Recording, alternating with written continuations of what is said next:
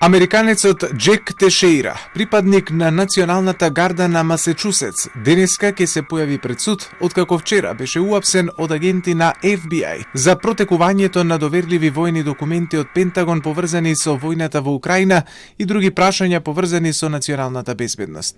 Јавниот обвинител Мерик Гараланд рече дека ќе биде обвинет според одредбата од Законот за шпионажа за стореното кривично дело одземање и пренесување доверливи информации за националната одбрана. Today, the Justice Department arrested Jack Douglas Teixeira in connection with an investigation into alleged unauthorized removal, retention, and transmission of classified national defense information. Teixeira is an employee of the United States Air Force National Guard. FBI го уапси вчера во неговиот семеен дом во Дајтон, Масачусетс, откако тој беше идентификуван како водач на група за онлайн разговори, каде првично биле објавени документите, а оттаму тие се проширија и на другите социјални мрежи. Of 21-year-old Jack Teixeira, an Air National Guardsman in Massachusetts who's accused of being the suspect in a leak of classified Pentagon documents.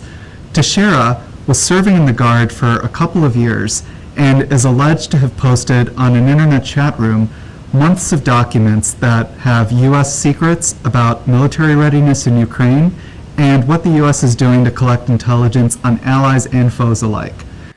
Од Пентагон велат дека ќе истражат како доверливите документи биле дистрибуирани, но портпаролот Пат Рајдер посочи дека американската војска им доверува на младите припадници на службата високо ниво на одговорност. Оттаму велат дека администрацијата на Бајден сега работи на проценка на дипломатските и националните безбедносни последици од обелоденетите документи откако за прв пат беа пријавени минатата недела. We continue to review a variety of factors as it relates to safeguarding classified materials. This includes examining and updating distribution lists, assessing how and where intelligence products are shared, and a variety of other steps. I would say, though, that it is important to understand that we do have stringent guidelines in place for safeguarding classified and sensitive information. This was a deliberate criminal act, a violation of those guidelines. Тешеира работел како IT специјалист во разузнавачкото крило на Националната гарда на Масачусетс.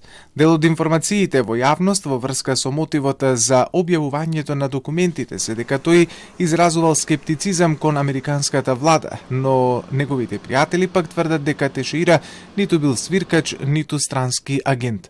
Онлайн групата, каде првично беа објавени доверливите документи, бројла околу 20 до 30 луѓе кои споделувале интерес кон оружје, расистички содржини и видеоигри. Оттаму документите се проширија и на Твитер и на Телеграм, пошто за случајот дозна и Пентагон.